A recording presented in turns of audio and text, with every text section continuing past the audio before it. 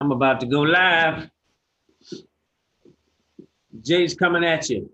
If you can see me, do me a favor and tag a friend. And just let them know that I'm on, okay?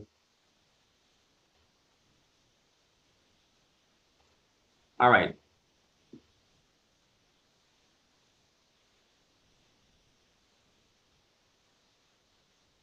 Okay, this says that I am now officially live on Facebook. Good morning, good morning.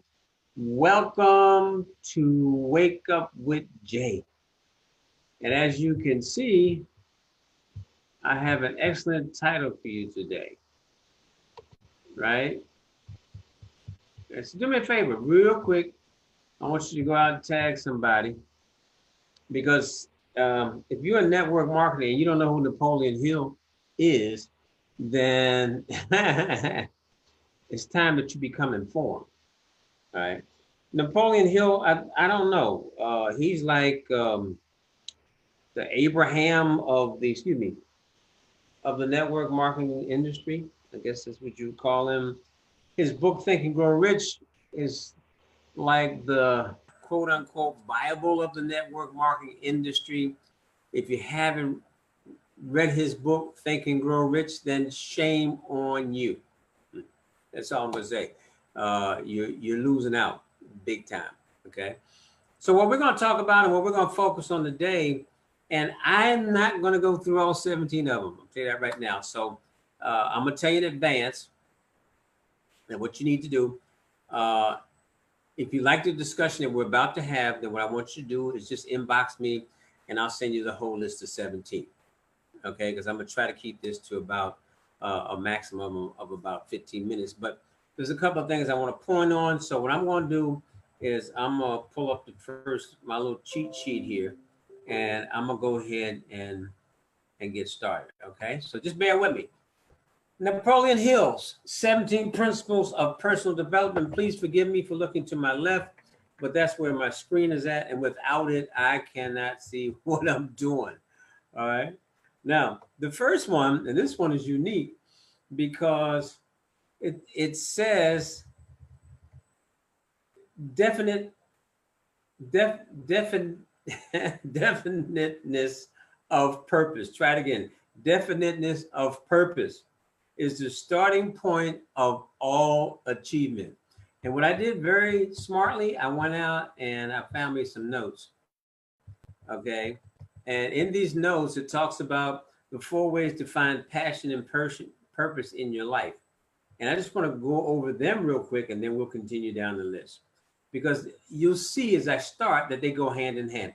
And then it says the first one of the 4 is, it says dig deep. Okay. Ask questions instead of creating conclusions. Questions lead to growth and expansion. Conclusions lead to dead ends. So when you ask questions, believe it or not, you're really being open-minded about things. And the more questions that you ask, the more, and from the answers, you can develop thought, right? Okay. So ask yourself, what am I thinking? That's a good one. I think I ask myself that every morning I wake up. What else is possible? What would I love this? And simply why? Okay, now of course what they're referring to is that the purpose, when we talk about purpose, the purpose for your life. Okay, the purpose for you going to work every day. The purpose for you starting a business. You can't say that you're starting a business just for money, because then you just do 2 or 3 jobs and you got money.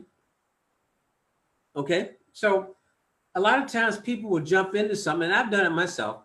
You know, I'll tell you one thing that I just really never, I don't know, never hit with me. I had success with, believe it or not, it's in the travel industry.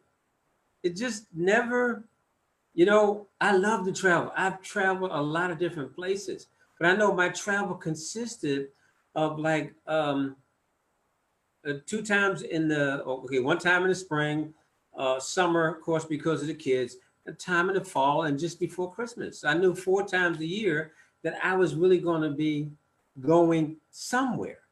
Okay, so what I do, I run down to my travel bureau, and I say book it right here. So the travel business just, it wasn't my thing. Okay, it's just like, I'll give you another example. My father always wanted me to become an accountant, excuse me.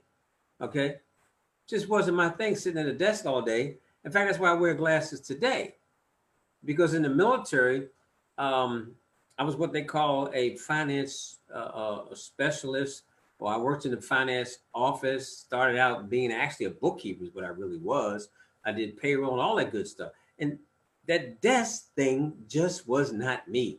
So that I knew definitely that was not my purpose. Did I know it would end up in direct marketing? No way in the world. Okay. So you got to ask yourself questions, because you got to be happy about what you're doing. And then it says map out your future. Create a passion plan comprised of 3 lists. Check this out. Companies that pique your interest, job descriptions that sound like fun, and specific functions you would enjoy from job descriptions.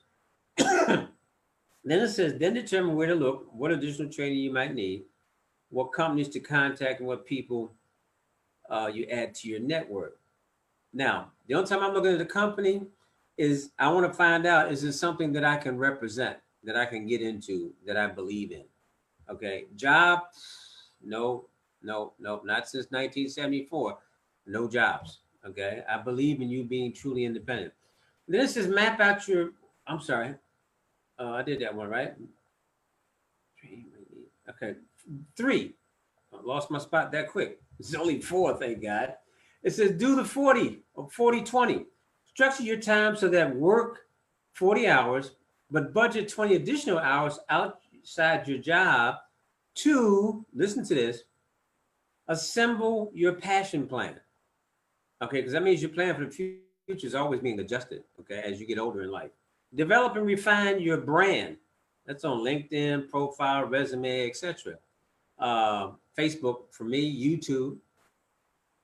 Network and talk to everyone. Take bold action like making calls you've always feared, and developing ways to stand out from the crowd. Now, that sounds like branding to me. What about you? Okay, that's what it sounds like to me. Now it says, number 4, look at the big picture. Identify patterns and themes in your life. What have they prepared you to do? What do others come to you for advice for? Okay, because remember, God is cool. He's given all of us talents. And I know what I'm strong at, and I know what I'm not strong at, right? And what I'm not strong at, I seek help. Okay. So it says identify patterns in your life. What have prepared you to do? What do others come to you for advice? What comes as easy to you as breathing, but is struggle for others? That could be something that you want to dominate. Okay. I thought it was important to go there, because it comes right back to our topic, what we're talking about, which of course, which is the number 1 on the list of 17, which is definite of purpose. Now, number 2, I think is cool, because it says Mastermind Alliance. A mastermind principle concept of an alliance, 2 or more minds working in perfect harmony. Now, some of us might have mastermind sessions.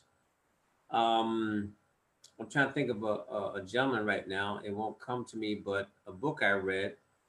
And the gentleman, excuse me for looking away from the camera. I think I got the book at hand. Jeff Olson. Jeff Olson, he wrote a book called, I got everything. And this is my control room. Okay, I got everything. Uh-oh, wrong one. All right. Dog it. I'm sorry. That was not it. And I can't find the name of the book. Okay. Anyway, Jeff Olson, hopefully the name of the book will come to me before this program is over. He wrote a unique book, and in that book, first thing he talked about, of course, was having a mastermind circle of 5. In other words, in his theory, that you had to build a group of 5, and that's your mastermind group. Or let's give them ranks. Let's say you're the captain, these are your lieutenants. Okay, And these people will also end up building out 5, which gives you 25, because he says when you're building a business, that's the most you can control. But that 5, that's where you have your mastermind group at. And you talk about your business. You know, people come up with different ideas as to how to make a business work. It's very important. Some people have mastermind calls once a month, once a week. So there's different ways that you can do it, but it's important that you have some type of mastermind group. Okay. Applied faith. Oh, this one's heavy. This is one that people usually starts ducking when you start talking about it, right? But it's important that you have a connection with the Father. In my case, I believe in the Father, Son, and Holy Ghost. We all have different beliefs. Okay. But you got to have that connection. Faith is a state of mind through which your aims, desires, plans, and purposes may be translated into their physical, financial element. Did you hear that? Let me read it one more time. I'm going to slow down on this one, okay? It says, faith is a state of mind through which your aims, desires, plans, and purposes may be, could they be talking about your dreams, your visions for the future? Is that what they're actually saying? Okay. Translate into their physical, financial equivalent, right? You know, we always say, you know, what you believe you can conceive. But of course, you have to believe in it first. And belief comes through what? Faith, right? You see how it goes together? All right, going an extra mile. Now, this one is heavy. I like this one, okay? Going an extra mile says when you go the extra mile, the law of compensation comes into play. And we were always taught that you give more than you receive, okay? But you have to give, all right? So a lot of times, oh, I can take oh, I know. Sometime you okay? Let's take 2 guys open up an ice cream store, okay? And they sell a scoop for, let's say, 50 cents a scoop. And one guy's scoop looks like there are actually 2 scoops, and the other guy has a normal scoop. Okay, when the word gets out, who do you think is going to have the most business? Right, with the guy who's giving more for the same price. You see what I'm saying? Okay. Now, in the long run, some people say, well, man, he's losing money because he's giving. No, he's not losing money. He's building up a name. He's branding himself. Think about that. Okay. So, going the extra mile is the action of rendering more, better service than that for which you are presently paid. When you go the extra mile, law of compensation comes into play. And another one says, number 5, we're at number 5. It says pleasing personality. Personality is the sum total of one's mental, spiritual, and physical traits and habits that distinguish one from all others. Excuse me. Here's what you think about on this one. Because you can't be fake here. This is you, okay? Personality is the sum total of one's mental, that's how you think, spiritual, your beliefs, your physical traits, and habits that distinguish one from others. It's the factor that determines whether one is liked or disliked by others. We always say in business that whenever a person joins a business, they join you first and then your business. And I've always felt that my success in life has always come from me just being me. Okay. Is everyone going to like me? No. Okay. I don't think that happens with anyone. Someone might not like my beard. Okay. And you know what? I don't look bad without the beard, but I just happen to like a beard. I guess it came when I started losing the hair on top. You know, at one time I had an afro. I love my afro. I had my pick. I had my comb. Okay. Everything, you know, so it was a part of my personality, you know, but changed with the times. So think about that one. Pleasing personality. Number 6, personal initiative. Personal initiative is the power that inspires the completion of that which one begins. Are they saying don't be a quitter? Let me go back and read that. Personal initiative is the power that inspires the completion of that which one begins.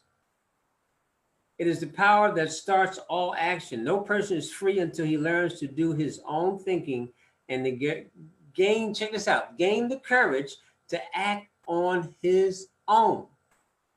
Okay. Now I've seen this in my chat from my team, right? And I'll see, we have everything in our chat. Scripts that you use, posts that you use, you name it. And then I'll see a person write, "Hey, this person just contacted me. What do I say now?" What do you say now? You have a script. Okay, it's like personal initiative. I like to tell people, say, what would you want to hear? If this was you asking a question, what would you want to hear?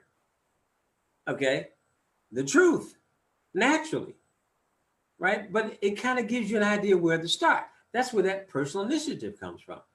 Now, another personal initiative means before that person ever made a post, what they should have done was read over the scripts 2 or 3 times, because all a script is to give you guidance. It doesn't say you're supposed to learn it word per word. It just gives you guidance on what you need to do. Okay? Well, I'm at number 7 already. I'm moving. Okay, number 7. Positive mental attitude. This one is great. Positive attitude is the right mental attitude in all circumstances. Success attracts more success, while failure attracts more failure. Positive mental attitude is the right mental attitude in all circumstances. The more you work on having a positive mental attitude, the less you will have a negative attitude. If you remember one of my teachings earlier this week, I talked about the fact that between 12 and 60,000 thoughts go through your head a day, and over 80% are negative. This is where this positive mental attitude that you have to work on every day when you wake up. Every day when you wake up, you have to do something for your mind to build up that positive mental attitude. Because guess what? People will hear it in your conversation, and it's going to determine as to whether the person wants to do business with you, if you're in business for yourself, or even if you're the job servicing. Have you ever went to see somebody and you're like, why didn't this person stay home in the bed today? Okay. Nobody wants to do that when they're going out for service. So whether it's in your own business or you're working for somebody, you have to have a positive mental attitude. If you can't have it on that job, then you need to find you a job that you like. Okay. And enthusiasm. I like this one. Enthusiasm. Enthusiasm is faith in action. It is the intense motion known as a burning desire. It comes from within, although it radiates outwardly an expression of one's voice and his continence. Okay. So, I've been doing what I do for over 40 years. I love helping people. I don't know whether it comes across to you or not. You can have to be the judge of that. But my thoughts, I would probably say, other than when it's on my family, so let's say 80% of the day, okay, not 90 sometimes, is on my business, is on helping people achieve. That's where my thoughts are. Okay. So your thoughts are a part of your inner spirit. And when it gets down into your inner spirit, it comes out of your mouth and it radiates. People feel it. Okay. You know what? I think I'm going to stop there because I said I only want to go 10, 15 minutes. And I know I've been more than 10, 15 minutes, right? You know what I'll do? Okay. Yeah. I'll get in this last one. Number 9, self-discipline, because I think it fits. This is heavy. Self-discipline. If you do not control your thoughts, you cannot control your needs. Self-discipline begins with the mastery of thought. If you do not control your thoughts, you cannot control your needs. Self-discipline calls for a balancing of emotions of your heart with the reasoning faculty in your head. Okay, now, for some of you, it's probably complicated. So let me break that down. Your thought is the beginning of everything. Okay. From the way you get out of bed in the morning, from the attitude you're going to have every day, from that loved one that you're going to spend the rest of your life with. Okay. From the either job or business you're going to have, or let's say the career you're going to have, all that starts right within here. Okay. And discipline is a very important part of, because if our thoughts are not strong enough, we'll get weak and we will quit. Okay. Which means that goal that we have out there, that vision, that dream that we have out there, it's gone. All right. And I'm going to do that right now. Like I said, I wasn't going to go through all 17 of them. If you would like the rest of them, you can inbox me, or I just might wake up tomorrow morning and I'll do the, what we got, 9 from the other 8. I'll do the other 8. They got a part 1, part 2. How's that sound? Okay. But look, if you haven't got the book, Think and Grow Rich from Napoleon Hill, you are doing yourself an injustice. Okay. Let me say this and leave, because I think it's important. Here's where a lot of people go wrong. Okay. When you were born, remember, you're a child of God. God wants you to have the best that this world can offer you. Somewhere along the line, we lose our purpose. We lose our destination. We lose our vision. Yeah, we get knocked off a track. We are a train running to a destination, and we can get sidetracked. But guess what? You can get back on track. But you got to work on your mind. You got to work on your thoughts, your beliefs. And this is why I suggest, if you have not read the book by Napoleon Hill, Think and Grow Rich, that you need to go out and get it today. Okay. And if you can, try to get an older version, because I know they got new ones. I saw a guy, and I never seen a Think and Grow Rich that big. It must be a brand new edition, but it was big as a 8 by 11 notebook with pages that big. I said, wow. It had little fine print when I was reading it. But go out and get you that book. Okay? And whatever you do, I want you to do me a favor. Tomorrow, somewhere in the morning before 12 o'clock, between 10 and 11, wake up with Jay. I want you to come back on tomorrow and be with me. Okay? I will try my do the best to give you the best that I can. And for sure, you know what I'm looking for, right? I'm looking for the button to get out of here. Remember this. Remember this. Always remember this. God loves you, and so do I. I'll see you tomorrow morning. Bye.